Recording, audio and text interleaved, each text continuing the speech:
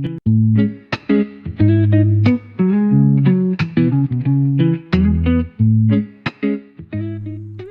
to the 40k Fireside Podcast, where we discuss everything to do with competitive Warhammer 40k with your hosts Vik VJ and David Gaylord.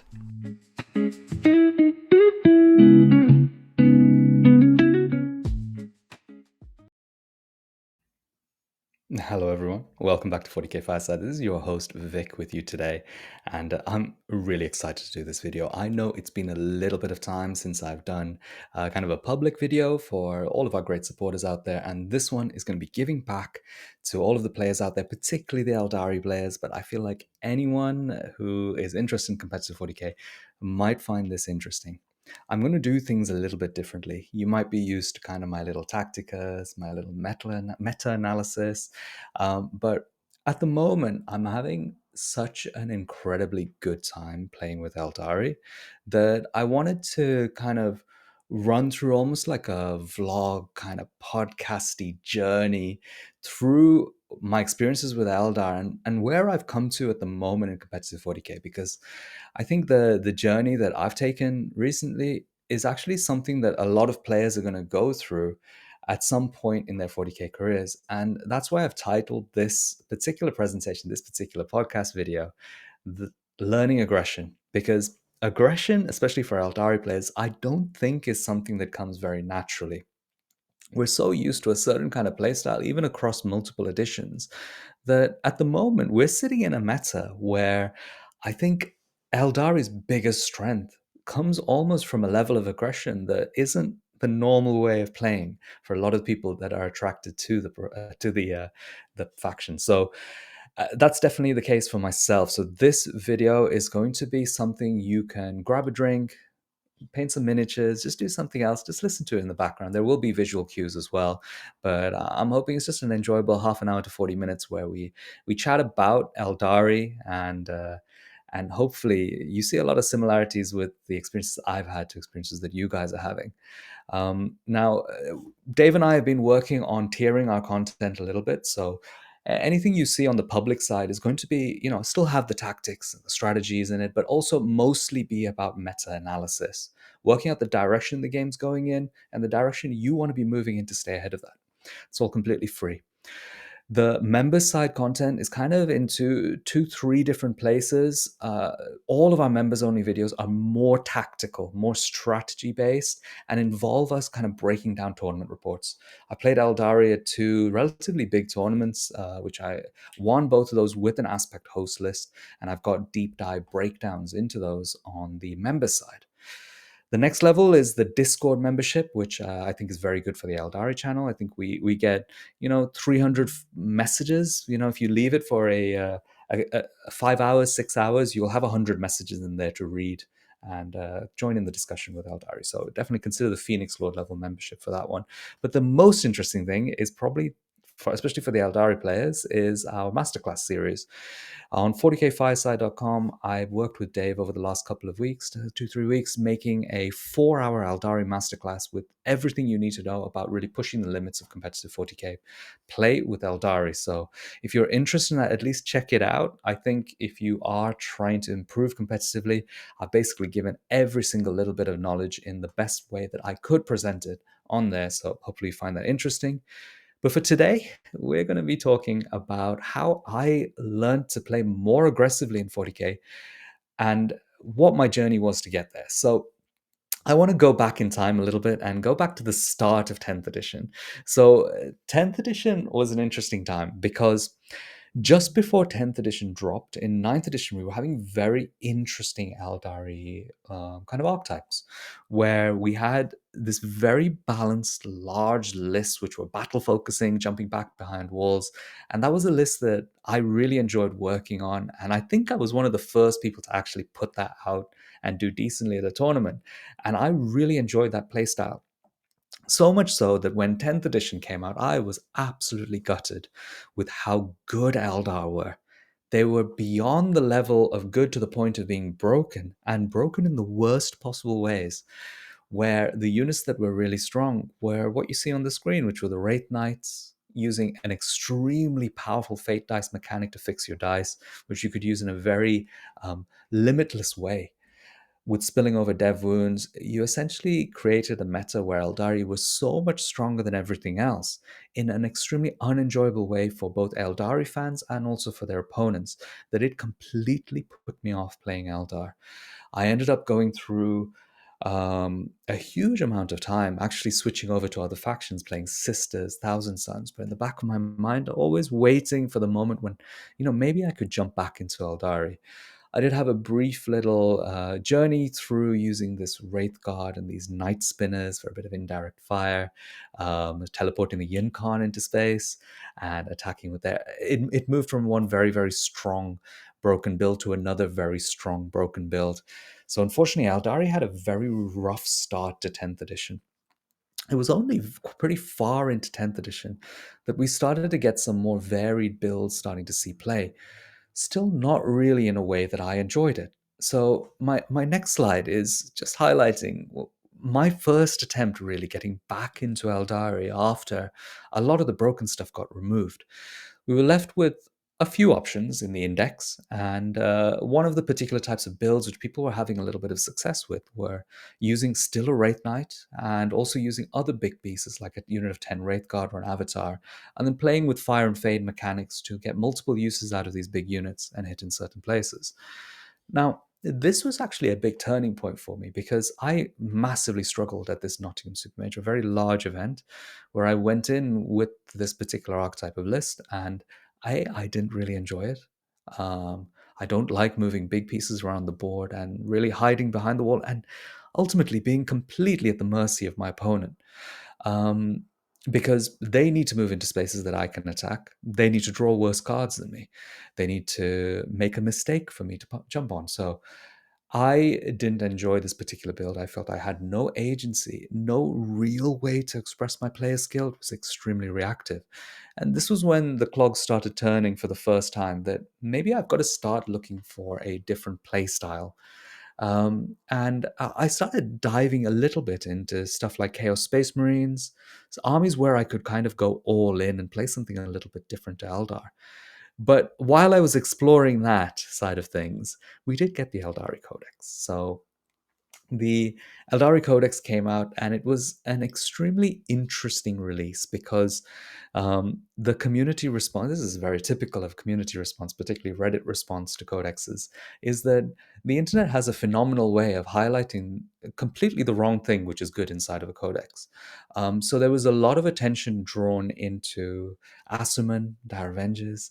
We saw very early initial heavy nerfs on Asuman with his particular ability. When actually, honestly, I don't think he was even particularly broken. He had a very headline rule where if you just read the headline and you look at it compared to anything else in the game, oh wow, this guy does so many dev wounds. You can very easily miss the way in which he applies that damage into things which are already in front of you, things you can already kill. Had a built-in fire and fade, which sounded extremely powerful. And you started doing the maths into his ideal targets and like, oh my god, this guy can remove 9 terminators off the board. And that kind of overreaction sometimes, particularly when a codex first comes out, can obscure the things which are actually strong and lead everyone to complain about things which are not actually overly strong. The analysis is extremely difficult on new codex releases. And the first balance update we saw, which the Aeldari Codex did make in for that, was seeing Asuman and the Dire Avengers get nerfed, striking Scorpions take a point increase. We saw Fire Dragons take an initial points increase as well. So the Eldari Codex dropped, all of these points increases happened, and then all of a sudden people began questioning, this codex is pretty good. It's still got a pretty decent amount of stuff. In that current meta, it was kind of losing every game that you saw people play until people started talking about Yinari a little bit. And Yinari is the perfect example of an army that on first read doesn't look good. The internet completely missed it. I missed it as well. But actually, it had an extremely strong rule set with a very powerful detachment rule of lethal intent. Now, I was moving towards a more aggressive playstyle, and this pushed me straight back into a controlling playstyle because Yinari, I think, is one of the premium armies for an extremely controlling playstyle. Now, I know I'm like still diving into history, still diving into the past, but it's all really relevant because I think a lot of Aeldari players are still really looking for a controlling style of play. And I don't think it's going to get better for us, honestly, than how Yinari was. I think Yinari was the peak. Yinari was tipping into what could be considered broken, even though you probably, if you jumped into the statistics, it existed in a time when Mordaka was very, very strong. It existed in a time where actually, if you don't play the Yinari army correctly, even though it had a relatively good win rate, it didn't actually end up beating top players. Top players weren't beating top players very effectively with Yinari. But it was a good challenge and a good exercise in how to frustrate your opponent with a very broken rule set. So what you can see on the screen is what I took to the Sheffield Super Major. I went 7-0 at that event with this very balanced Yinari list that was very heavy MSU, slightly heavier on Dark Reapers than what most people were using. And the reason that this list worked really well and why I would consider it a premium control list was that you only had to engage exactly where you wanted to and at very minimum levels and force your opponent into very negative engagements where you lethal intented, you reactive moved. They essentially couldn't get to grips with you in any way that's favorable for them. And all the agency was in your hands. You always reacted in the best possible way to gain primary, to kill opponents' resources. You had so much MSU that you would be able to do really well with any secondary cards that came your way. And because the rule set was so strong, you could introduce units into your list that were very specifically good into certain enemy profiles. So you would have a very balanced list that could deal with everything. You can see on this screen, there's 6 Wind Riders in the list for Horde, but there's also 2 units of 5 Fire Dragons and Howling Banshees with Autarchs to deal with more heavy things. And then you had big bricks of stuff like Incubi, which could use your lethal intent very effectively to apply pressure on the opponent. So this was an excellent controlling list, but how it contrasts to where we are now is that these slides are from a video I did on the top 5 things you can do to do better with Aeldari and was very focused on Yinari. And 2 of the things were all about control. One was don't overcommit. I found that when you use Yinari really aggressively, and really Eldar generally, if you used it overly aggressively up until the point we're at now, you actually ended up with the negative side of trades. The opponent's bolters, their close combat weapons, would kill way more of your army than the effort you put to get across to their side of the board and actually deal with their assets. And you ended up taking too much damage and not being able to deal a second blow. The army wasn't fast enough, even though it was quite fast, to actually do a very aggressive push. It was more of a control play, 5 turns of the game, attrition, get a lead on the scorecard. And number 5, which you can see on the screen there, is controlling the game with good micro strategy. And the way you win the game is just with your little tricks that you do all the way through the game that give you a small improvement in your score relative to your opponents all the way through. Doesn't matter if your entire army is dead at the end, but you're aiming just to win on the scorecard by the end of the game. And Yinari were fantastic for that. In Sheffield, I managed to play against Modak. I played against Ben Jones. And, I used all of my assets in that game and managed to just keep him far back enough that he couldn't take the score away from me. And, I had favorable everything in that game for that to happen. But the point was that the army could play up to that level of even something as broken as Mordaka. So yeah, we had some really good results. Those were a couple of tournaments we went to with Yinari, and it was really solid, strong wins. The 9 at the end there actually is a 20. There's just a error on the BCP on that one. And then yeah, but actually, it wasn't perfect. Anytime you play a controlling style of list, there is a chance, and actually, to be fair, 40k is like that, where things just don't go your way generally. And this is probably the single biggest point that has really pushed me to trying to figure out a way that I can be a more aggressive, forward thinking player rather than someone that's very reactive. And the reason for that is you are just at the mercy of the cards. The current game we play with challenger cards at the moment, you're really at the mercy of that. if you draw really bad secondaries, if you get a little bit too far ahead of your opponent, they're able to catch up with good secondaries, good challenger cards. You can suddenly just find yourself losing random games here and there. That is really a big risk at the moment with control style play style archetypes, especially for Aeldari. So I ended up losing random games here and there, even though I had high scores, 71, 87. My opponent is just able to keep up with me, just scores a few more points than me, and there we go. You just lose the game. And it really made me think there's got to be a missing piece in this puzzle. There's got to be a way for us to take the agency away from our opponent, remove the variance of drawing good cards, and eventually the thing that I landed on is just being super aggressive. Now, Eldari have a couple of tools here which I think really favor them being aggressive, which were there. They were present when the codex dropped. And I feel like they were a little bit overlooked. It was always nagging in the back of my head, thinking, we have a few units that are just phenomenally fast. So on the screen, I've on the right hand side, I've got Lycus, Jane'Zar, and the Autarch Wayleaper. I jumped in on the Autarch Wayleaper quite early, and I liked it probably a bit more than most competitive players. Playing an Autarch Wayleaper in a Warp Spider unit, moving that 24, 26, 27 inches in Warhost, dropping grenades for free, shooting, using the Warp Spider token to flip the Autarch's fusion gun into a 6. That is not a particularly efficient unit, but it moves so fast that it applies its damage wherever you want. Exactly the same with Lycus. It applies its damage wherever you want and then charges. The threat range, you're looking at 35 inches of being able to engage with something.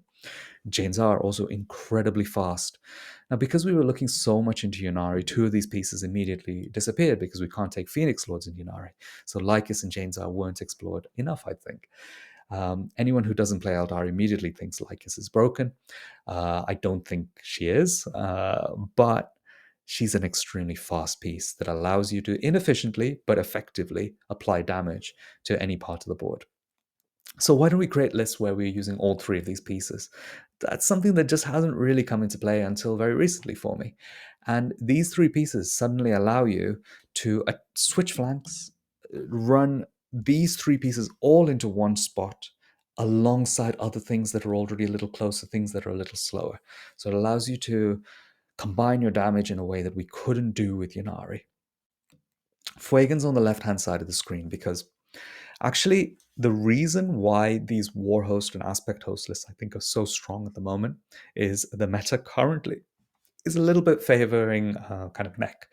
You see a lot of Imperial Knights, Chaos Knights, easy to play armies, slightly overpowered. Death Guard, very easy to play, extremely overpowered in the meta. And Fuegan and the 10 Fire Dragons jumping out of a wave something which is an extremely fast piece. With Star Engines, your ability to move up to 21, 22 inches, and then disembark your units, a normal move. And then reuse those units, which is why Warhost and Aspect Host are the best way to play this particular unit. This unit that is particularly counter to the strongest part of the meta.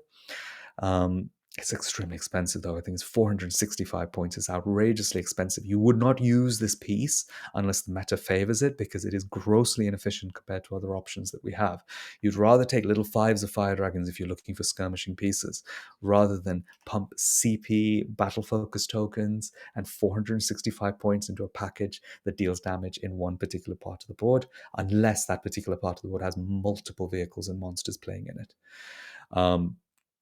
So being able to use that particular unit multiple times with Warhost and Aspect Host having Fire and Fade in Warhost and Skyborn Sanctuary in both of those detachments is an extremely powerful play that means that you have multiple extremely fast moving pieces that are able to apply damage into different parts of the board with a slight skew towards our anti-tank and anti-monster.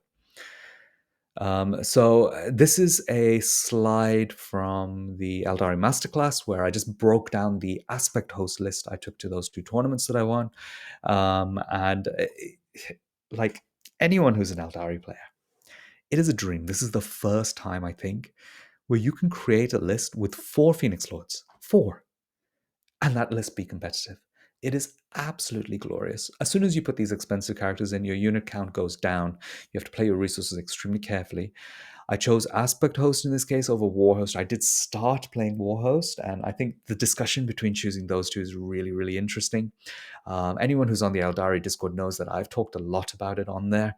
But just to give the kind of overview of it, I think Warhost is the better detachment.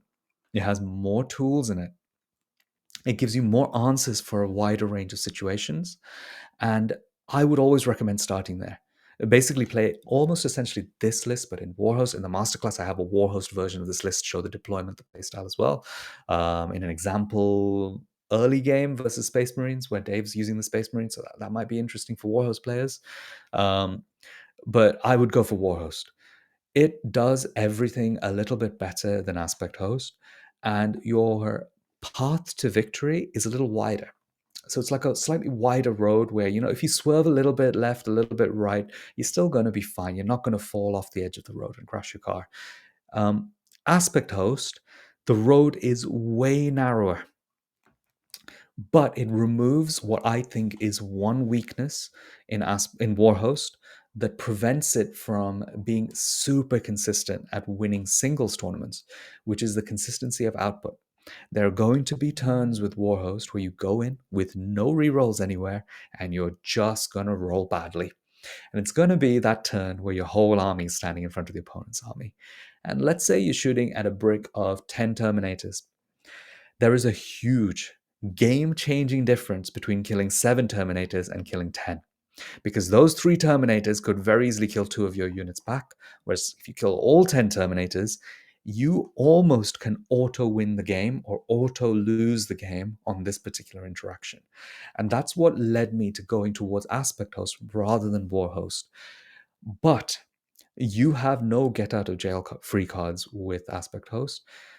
If you get your positioning wrong, if you get the tempo wrong, your go turn is wrong, if you make the game too slow because you don't have the little bits of attrition you can do with a Fire and Fade and Skyborn Sanctuary, if you utilize your units in an inefficient, very skirmishing, trading down kind of manner, you will just lose the game. But if you get it right, the tempo, it is extremely consistent. If you hit the sweet spot with Aspect Host, it will just work. There isn't really any significant failure points mathematically or when you're actually playing on the board. All it takes is just you honing your skills and playing this list really, really well. I massively enjoyed using this list at these 2 tournaments here. One was a major 100-person, another one was I think a 60-person GT, both 5 rounds, and it was consistent against a wide range of armies, top of the meta, as well as a mixture of melee stuff, tanky stuff, loads of infantry. So I really enjoyed it, and I would recommend anyone to try a list like this.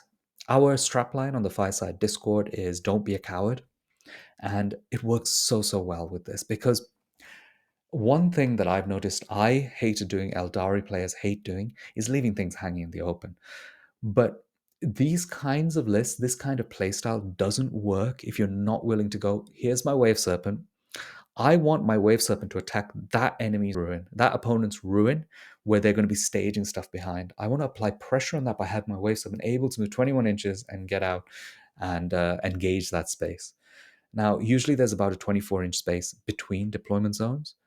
So you're going to have to be on the line. You're going to have to choose the approach of don't be a coward. You're going to have to put it a little bit in the open and not too far back in your deployment zone, because all you're going to do, if you do put it too far back, is move to the position you should have deployed the Wave Serpent in. We have reactive moves where we can move the Fire Dragons into a safe position to disembark if your Wave Serpent does die. Your opponent's going to be a little bit scared. They're going to be like, okay, I can't actually stage my vehicles here because, what if he goes first? What if he engages behind this space and kills 3 vehicles? So yeah, don't be a coward with this army. It is just super fun. Just accept your loss, like not your losses, but accept your resources dying because you have been aggressive. It's not the end of the world. You just carry on playing as you want to, and obviously go through all the tiny details in the masterclass. This is an overview. I wanted to show an example though, because obviously got to share a little bit of knowledge here. So uh, I know this is a really messy screen, guys. Apologies, but left hand side is my deployment, right hand side is opponent's deployment. I was playing against Space Wolves at round 2 of the major. Really good player, Nicholas Elk, who's part of War Masters, and he was playing Stormland Space Wolves. Really nice meta list, all the Thunderwolf cavalry. He had a repulsor with blood claws in it, and then he had a brick of 10 Terminators as well. I got first turn in this game, and on the screen, you can see I put some warp spiders here and a unit of rangers. And that is my turn 1 move block here.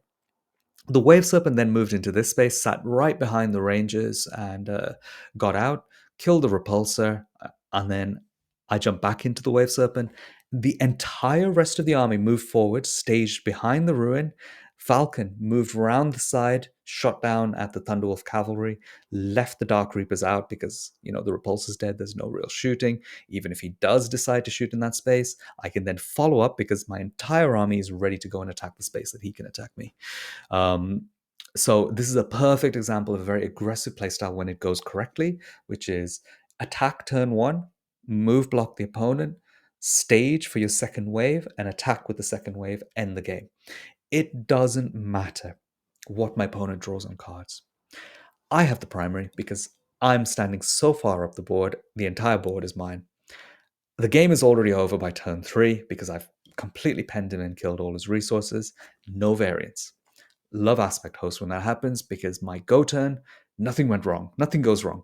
This is my first turn, which is a great initial alpha strike, but the beta strike, the second bit of this, the follow up turn, is where you need the aspect host rerolls, at least for myself, looking for trying and going undefeated at singles events. I don't want that one game in a tournament where I just do no damage because I rolled ones everywhere. Hope that was interesting. I did kind of breakdown of every single game on member side for both of those tournaments, all with this kind of diagrams and talking about it. So if you found that one interesting, there's loads more to explore. On that. Cool, yeah. So where did we end up after the? I mean, I've been enjoying Eldari so much. This is the most fun I've had with Eldari, I think, since I started playing, and I've been playing for like 9, 10 years now. And we're currently ITC rank 1, UKTC rank 1 with Eldari as well. So, I have been playing them a fair bit this edition. But I feel like I'm having my most success now, and also my most success as a player because I've just learned a completely different play style. When if I do manage to play WTC again, I'm going to bring these skills to play because I think this is such a strong archetype for pushing differentials, even ending your games early. Because if it's going to go wrong, it's going to go wrong. If it's going to go right, it's going to go right. But it's going to happen quickly. So you end your games a little bit early. I never end my games early, but now I'm having 30, 45 minutes just to chill out between my rounds, and I felt so fresh at both of those tournaments. So I'm just having a blast, moving Morgan Ra around, picking up angles, Jane Zargos, and then I've got more Phoenix Lords. So let's summarize the don't be a coward approach for using Warhost and Aspect Host. If you do wish to be a coward, there are options like Seer Council and Guardian Battle Host where, despite your cowardice, you will win games because those are very strong controlling play styles. But for the sake of today, for the sake of the direction I'm going to move my life forward in, I'm going to choose not to be a coward, and we're going to apply pressure, early game pressure. I know you're going to go second sometimes, and the pressure is not going to be as strong as if you'd gone first, but you're going to apply pressure anyway, in the best way that you can. Your units move a ridiculous amount. They move double the amount of the fastest units in many other armies, and you will be able to move block and apply pressure to the opponent as long as you just keep practicing and realizing the areas you do need to move block, the areas you shouldn't bother move blocking, which is only going to come with experience. And obviously, you can learn from loads of people. Loads of great players play Eldar. Try my best in the masterclass, but it's impossible to teach that fully. But just keep practicing it, seeing areas where you do a move block and you feel, you know what, I didn't need to do that. The enemy unit wasn't going to do anything. It was going to move into an area where I could kill it. These are the kind of decision making factors that you need to consider when you're utilizing your resources. One particular, probably a good rule that I would use is that if you can identify the enemy units that can interact with the bulk of your army, your staging position where you put your bulk of your army. Then if you can move block those so you don't have to deal with them while also doing a bit of damage, I would usually go for it. And I would definitely go for it if you're also screening deep strike. I would utilize waste or throw away a resource to gain all of those things. But if all you're doing is move blocking, let's say a rhino behind a ruin that actually wasn't going to attack you anyway, you've probably thrown away your unit for an unnecessary gain. And it only takes one or two of those for you to just auto lose the game with Eldar. So it is pretty high skill army, and you will be rewarded significantly if you keep practicing with your reps and get a more natural decision making process with when to move block and when to apply pressure. But let's say you apply the pressure correctly. You create space behind you for primary, like we saw in that Space Wolf game. And importantly, at least for me, you remove your opponent from the game. All the variance is gone. Like, it doesn't matter what they score on their secondaries, what they draw. They're removed from the game. You're scoring every single card, every single primary point. They can have their challenger cards. You're winning the game by removing your opponent from the game and removing all variance that comes with your opponent, even being able to play the game. That's what we look for with our aggressive, don't be a coward play style. Let's see. Okay, yeah, I've just got my little plug for my Aeldari Masterclass. Just go to 40K Fireside, check that out. 40kfireside.com. There are loads of courses there for a number of different factions, as well as more wider topics like movement, combat. The early game algorithm covers deployment. And then, obviously there's faction speciality ones where, you can get a really great Thousand Suns Masterclass, Chaos Space Marines with experts from across the world. But this one's my baby. The Aeldari Masterclass, 4 hours talking about Aeldari, breaking down both the aggressive and the controlling archetypes. It's split up over a number of different parts. You don't need to digest all of it, and you own the content, so you're able to watch it as many times as you want. And, I would love it if you guys could join us on the Aeldari Discord. That community just grows every single day. I'm so happy with where we are, and I personally think it's the best Aeldari discussion Discord in the entire internet. And you guys won't regret it if you do come and join us. Until then, thank you all for listening, and I'll see you all next time by the fireside. Cheers.